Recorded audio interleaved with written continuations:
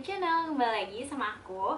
Kali ini aku mau berbagi informasi tentang memilih supplier, tips memilih supplier.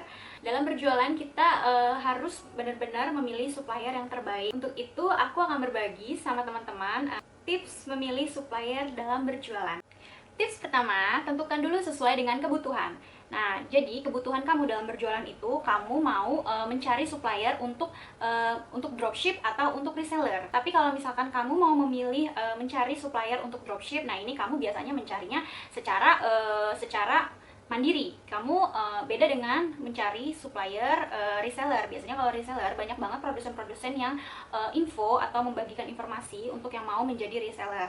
Lalu selain itu, kebutuhan apa, produk apa yang akan kamu jual? Misalkan kamu mau menjual pakaian atau kamu mau menjual peralatan rumah tangga. Nah, itu kamu harus searching, riset dulu produk apa yang akan kamu jual.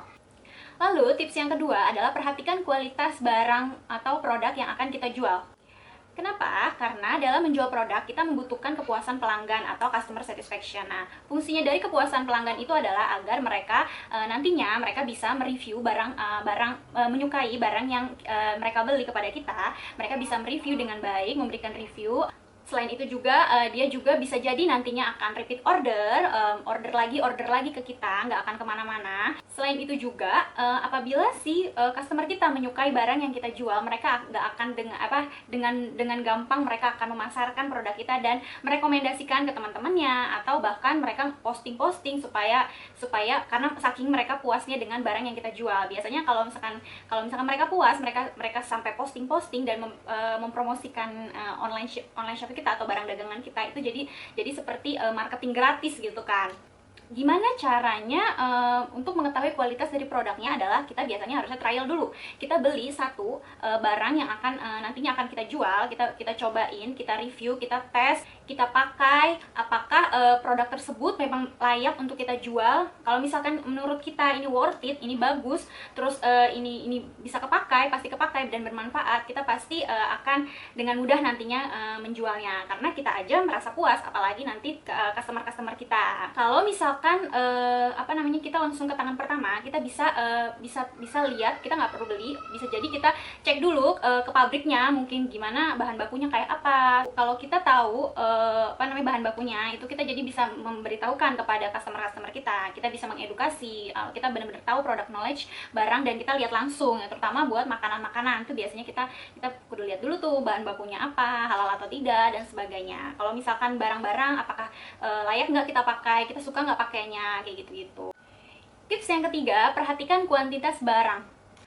Jadi kita juga harus perhatikan kuantitas barang yang disuplai oleh supplier. Apakah stok tersebut memadai untuk kita jual? Takutnya ternyata di pasar kita mempromosikan, kita menjual udah bener-bener gembor-gembor, terus ketika ternyata kita hanya nyetok sedikit, terus kita pengen repeat order, ternyata di sana stoknya juga sedikit, itu akan menjadi kesulitan karena kita punya stok punya supply nggak sebanyak yang kita kira. Karena ada beberapa case kayak misalkan hambatan-hambatan kalau misalkan stoknya nggak memadai, maksudnya permintaan pasar kita ternyata banyak, tapi ternyata stok di suppliernya itu hanya sedikit.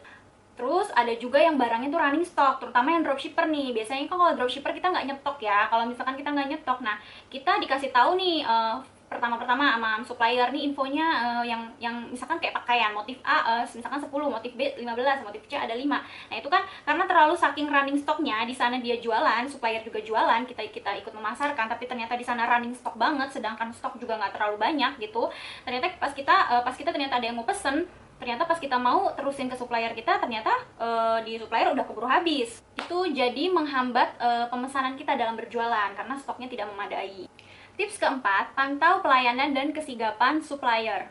Supplier yang fast respon dan sigap melayani komplain atau apapun sama kita, itu akan mempermudah kerjasama antara si supplier dengan kita, si reseller atau dropshipper. Itu sangat penting karena kalau misalkan dalam penjualan itu suka banyak banget case-case misalkan barang tersebut tidak sampai, atau barang tersebut pecah, atau barang tersebut ada barang-barang reject dan sebagainya. Itu akan mempermudah kita apabila misalkan ada proses refund atau proses retur, atau pesanan-pesanan yang terlambat diproses, atau pesanan yang mundur atau tidak tepat waktu. Bisa juga barang yang terlambat diterima. Nah, kayak gitu-gitu, case-case kayak gitu itu sangat penting banget. Oleh sebab itu, kita harus memilih, benar-benar memilih supplier yang benar-benar fast respon, cepat tanggap, tidak sulit untuk ditanya-tanya, dan juga sangat mudah komunikasinya.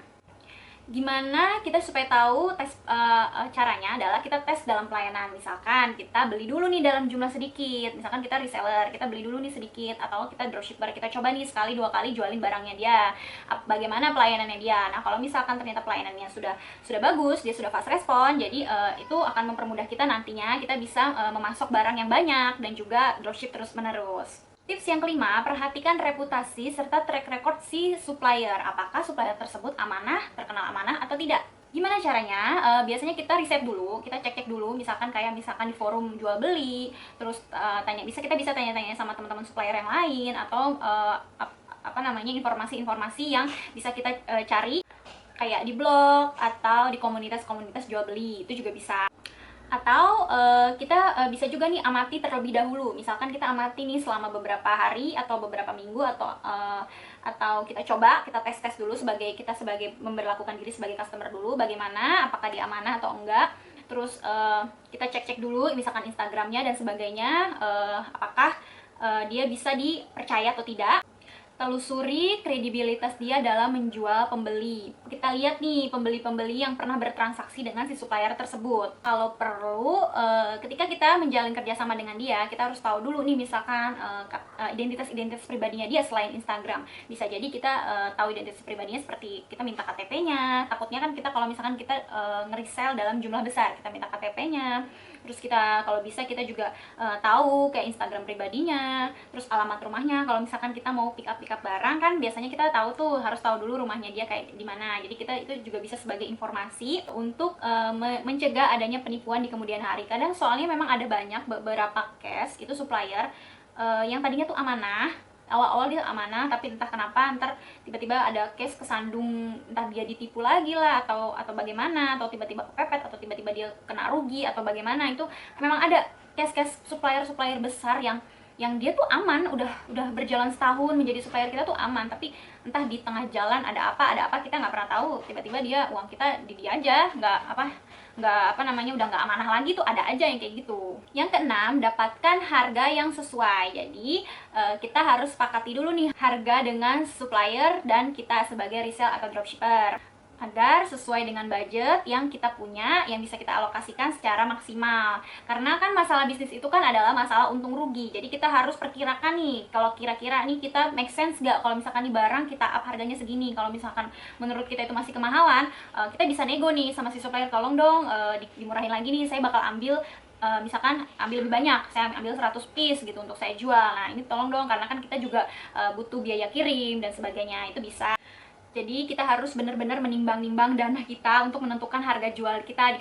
Atau kalau misalkan dia supplier kita di luar kota nih, misalkan di luar Jabodetabek, itu kan membutuhkan ongkir yang cukup lumayan. Nah, kita yang di Jakarta misalkan, kita pasar kita adalah orang-orang yang menjual lagi juga nih, misalkan reseller kita punya reseller juga nih. Otomatis kita harus benar-benar menyepakati bersama gimana caranya kita ambil jalan tengah supaya sama-sama menguntungkan. Karena kita tinggal bilang, ini barang kita mau buat dijual lagi nih buat reseller. Jadi sebisa mungkin harga yang ditawarkan adalah harga yang terbaik supaya reseller kita itu juga bisa menjual kembali dan tidak terlalu tinggi dan tetap bisa bersaing dengan harga pasar, begitu. Tips yang ketujuh, perhatikan kontinuitas dan konsistensi. Jadi nggak hanya track record aja, tapi kita juga harus memperhatikan kontinuitas dan konsistensinya. Karena ada beberapa pertimbangan yang takutnya di kemudian hari menjadi kendala. Misalkan yang pertama adalah jarak pengiriman. Tadi yang aku bilang, kalau misalkan dia adalah supplier yang di luar Jabodetabek, which is kalau misalkan jaraknya semakin jauh, kita akan kesulitan dalam hal pengiriman. Bisa aja nanti di pengiriman di tengah jalan kita ada trouble, misalkan selain ongkir yang mungkin akan lebih mahal daripada ongkir yang seharusnya, itu juga misalkan barang di ekspedisi nyasar atau keterlambatan yang bikin barang tersebut jadi lama sampai di kitanya. Terus yang kedua adalah jadwal kerjanya nih. Misalkan jam kerjanya si supplier kita terlalu sedikit, misalkan dia cuma open bisa dihubungin cuma hari Senin sampai Jumat di jam misalkan jam 9 sampai jam 5 gitu kan. Dan itu pun di sela-sela hari itu mereka sangat slow respon gitu. Bahkan kadang-kadang late respon, padahal kita butuh informasi, misalkan barang sampai di weekend terus kita minta cepat-cepat di follow up gitu kan. Tapi karena dia begitu sangat late respon gitu, dia baru hubungin kita pas di hari kerja, entah itu barang kita ternyata udah hilang entah di mana kayak gitu kan, takutnya terjadi case-case seperti itu. Terus dari sistemnya juga nih, gimana sistem kerjanya si supplier tersebut, apakah kita langsung berhubungan sama si ownernya atau si suppliernya langsung, atau kita punya kontak si adminnya, which is kita harus punya kontak adminnya. Kalau misalkan si supplier atau ownernya tidak bisa kita hubungin, kita masih bisa menghubungi para adminnya untuk minta di follow up. Selain itu juga ada sistem-sistem yang mempersulit, kayak misalkan dari si supplier dia cuman menyediakan 2 ekspedisi, misalkan dia cuman JNE sama JNT, yang mana JNE JNT itu cukup mahal kalau misalkan di luar Jabodetabek. Jadi kadang-kadang kita kan minta, misalkan berat bajunya tuh misalkan cuman kaos tipis yang 1 kilo bisa dapat 10 piece gitu ya. Kalau misalkan kayak kargo gitu kan, kalau kayak kargo kita masih enak. Tapi kalau misalkan kita cuman kayak dropship atau enggak reseller kecil yang cuman pesenannya tuh cuman 10 atau 20 yang cuman 2 kilo, itu kan akan nanggung banget. Kalau 2 kilo atau 3 kilo doang kan itu jadi berasa banget ya kalau misalkan di luar Jabodetabek gitu, apalagi misalkan di Jawa Timur sana atau apa kan. Kalau misalkan dia bisa pakai pos atau misalkan yang kecil, yang wahana lah, atau ekspedisi kayak wahana, ekspedisi banyak pilihan. Semakin banyak ekspedisi pilihan itu semakin memudahkan kita supaya kita nggak terlalu dikenakan beban ongkir terlalu mahal. Atau kayak misalkan sekarang kan bisa self pick up, kayak misalkan antar aja kayak gitu-gitu, atau kayak layan parcel juga cukup murah. Nah kayak gitu-gitu kan itu bisa meringankan kita. Selain itu dari sistem kerjanya juga bisa juga kita lihat dari bagaimana kita cara ordernya, misalkan apakah sistem kita belanja resellernya itu apakah belibet banget atau enggak. Karena ada beberapa yang memang produsen yang dia open resellernya itu misalkan kayak harus berebutan chat tuh di menit, misalkan di jam 8 harus jam 8, atau enggak yang sistem ngejual untuk resellernya itu yang harus rebutan juga, misalkan di Shopee dikasih link ini di open jam sekian-sekian. Itu kan bener-bener agak menguras tenaga ya. Kita harus on nih jam sekian nih, harus mantengin, karena kalau telat dikit kita udah nggak dapet apa-apa gitu. Padahal misalkan kita PO gitu, kita terus ternyata barangnya kita nggak dapet, padahal udah kita iklanin dan udah ada yang mesen kayak gitu. Terus ada juga yang belibet, cara ordernya ribet, kita harus masuk submit link lah, linknya juga panjang, yang dimasukin datanya juga banyak gitu. Jadi kayak tidak mempersingkat waktu gitu, jadi kayak terlalu lama gitu.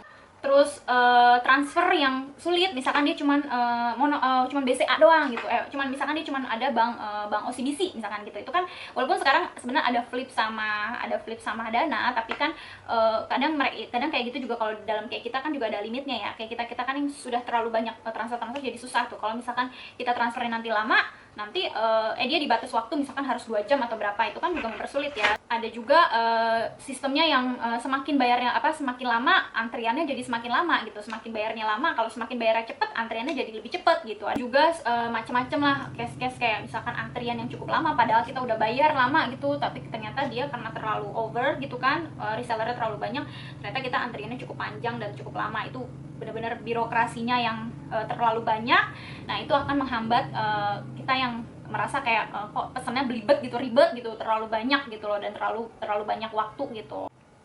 Yang ke-8, kebijakan dalam pengembalian produk. Rules yang dibuat sama supplier apabila ada pengembalian produk, misalkan retur atau refund. Nah ini kita harus tahu nih gimana sistemnya dia. Apakah kalau misalkan ada barang defect atau apa dia mau bersedia untuk mengganti rugi, atau mau bersedia untuk bertanggung jawab kalau misalkan banyak barang reject. Kita harus pelajari dulu secara detail aturan-aturan dan kebijakan yang dibuat oleh supplier dalam hal seperti itu. Kebijakan yang berlaku yang dibuat oleh si supplier itu kita harus pelajari dulu, dan kita harus ketahui dulu nih kalau ada pengembalian barang rusak atau barang cacat. Misalkan bagaimana prosedurnya kalau misalkan ada barang-barang yang rusak atau cacat atau barang-barang reject. Terus bagaimana caranya si supplier itu membantu, helpful atau enggak nih, membantu kita untuk misalkan ada barang yang hilang gitu, yang hilang karena akibat oknum ekspedisi misalkan. Apakah dia mau ikut serta membantu, ikut andil dalam ngurusin pelayanan, kembali lagi kayak ke pelayanan ya, ngurusin paket kita yang hilang tersebut. atau udah lepas tangan aja. Ada juga yang supplier yang kayak gitu tuh, ya udah itu kan pihak ketiga, kita udah nggak ada urusan, yang penting barang udah kita kirim, kayak gitu. Ada yang kayak gitu, tapi padahal kan maksudnya kita tuh sebisa mungkin kita membutuhkan bantuan si supplier juga ya, dia mau ikut bantuin nih gimana gimana, atau dia memberikan solusi atau jalan tengah, misalkan nggak, ya udah deh kita ada juga supplier nih yang mau mengganti rugi misalkan setengahnya kayak gitu, walaupun sebenarnya itu bukan kesalahan dia, tapi ada juga yang kayak gitu tuh, yang baik mau mengganti, padahal sebenarnya kalau misalkan udah barang ada di udah diserahkan ke pihak ekspedisi, sebenarnya barang itu udah bukan tanggung jawab supplier, itu sebenarnya udah dianggap diserahkan kepada kita, tapi lewat si ekspedisi gitu. Tapi setidaknya kan supplier itu bisa ikut membantu, entah memberikan solusi atau membantu menanyakan ke pihak ekspedisi dan sebagainya. Yang 9, kita harus memiliki lebih dari satu supplier. Jangan menjual barang atau produk yang hanya memiliki satu supplier dalam bisnis, karena itu berbahaya. Kenapa? Bahaya jika stok si supplier kita itu habis. Kalau stok itu tiba-tiba habis dan barang kita yang kita jual pun juga habis, kita nggak ada pasokan barang, berarti kan nggak ada pasokan yang barang yang bisa kita jual nih. Berarti kalau misalkan di supplier kita stop, berarti kan mau nggak mau kita juga stop jualan. Nah itu kan akan menghambat. Kalau kita stop jualan kan nggak mungkin gitu kan. Nanti kita jadi nggak bisa jualan atau nggak tutup. Nah kita nggak ada pemasukan jadinya kan. Enaknya juga yang kedua, kita bisa membandingkan harga nih. Kalau misalkan kita misalkan memasok barang peralatan rumah tangga nih. Misalkan kita punya dua supplier yang sebenarnya dua-duanya itu sama-sama menjual peralatan rumah tangga, kita bisa membandingkan harga nih, karena misalkan gini, kita punya supplier yang murah nih, tapi kan nggak semuanya yang dia jual itu semuanya murah gitu kan. Kita bisa bandingin sama harga supplier yang kedua, dia juga jual, misalkan dia jual Magicom yang mereknya sama Miyako gitu kan, di supplier pertama misalkan harganya sekian, kita bisa ngebandingin, kita nanya nih sama engkoh yang kedua nih, misalkan kos di kamu supplier Miyakonya berapa, kita bisa bandingin harganya. Kalau misalkan yang kedua lebih murah, ya kita ambil tentunya yang lebih murah, yang bisa kita jual lagi dengan harga yang lebih murah. Terus selain itu, kalau misalkan kita punya supplier lebih dari satu, kita juga akan bisa menambah inovasi dan menambah ide-ide jualan nih. Misalkan kita di supplier pertama, kita pasokan barangnya itu cuman 10 jenis barang. Nah, kita kan kalau misalkan kita punya supplier lain, kita di supplier lain, walaupun dia sama-sama peralatan rumah tangga misal, tapi di supplier kedua kan pasti ada perbedaan. Dia misalkan dia menjual barang-barang yang lain, dia nggak cuma peralatan dapur doang, ternyata dia juga menjual peralatan-peralatan perintilan-perintilan cewek, atau kayak pajangan-pajangan. Nah, kayak gitu-gitu kan kita bisa jadi inovasi baru, kita jualin juga pasokan dari supplier yang kedua. Itu jadi bisa menambah variasi yang kita jual. Nah, segitu aja tips dari aku, 9 tips cara memilih supplier untuk berjualan. Nah, semoga informasi dari aku ini bermanfaat untuk teman-teman semua yang sedang berjualan dan mencari supplier. Assalamualaikum, bye!